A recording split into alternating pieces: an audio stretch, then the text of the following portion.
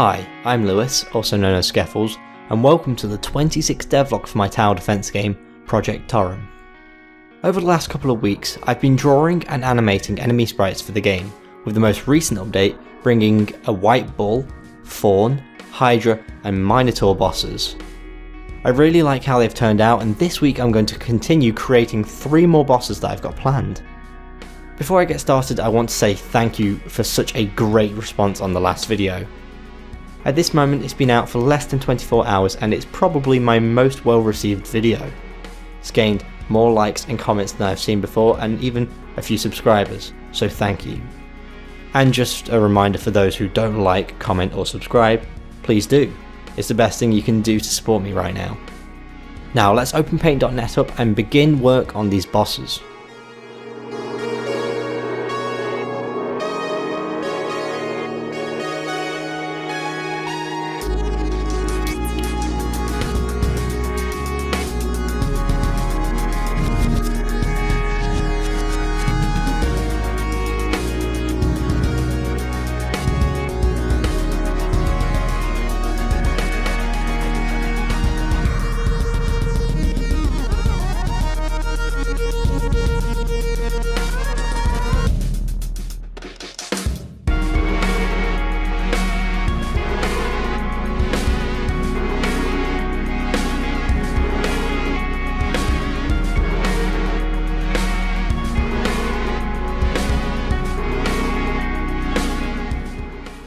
It's been a couple of days and I've just finished with my last few bosses and I'm excited to show them off.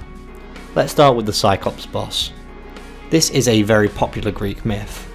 A lot of my design is inspired by Cyclops and hill giants from RuneScape. I'm quite pleased with how he turned out, and I plan to make him the final boss, which I think suits him quite well, especially since his 64 by 64 pixel size means he will absolutely tower over everything.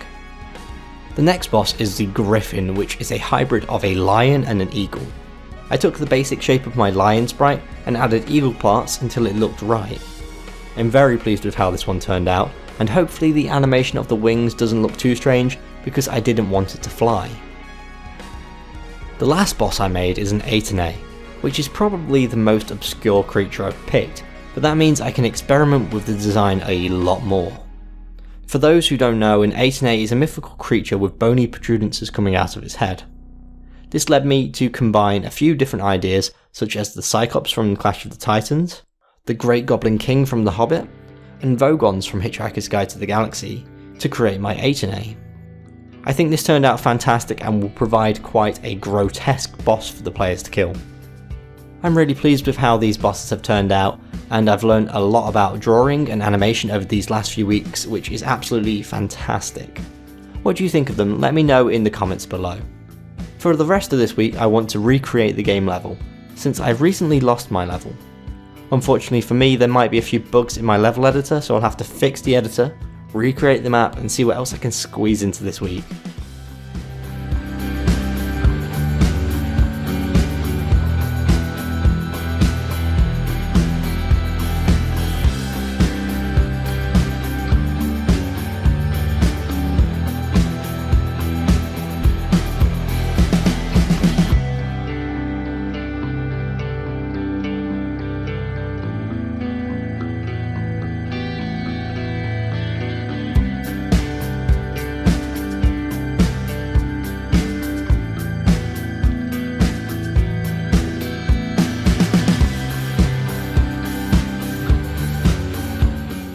It's Friday, which means it's come to the end of my development week, and I've got a new level to show off.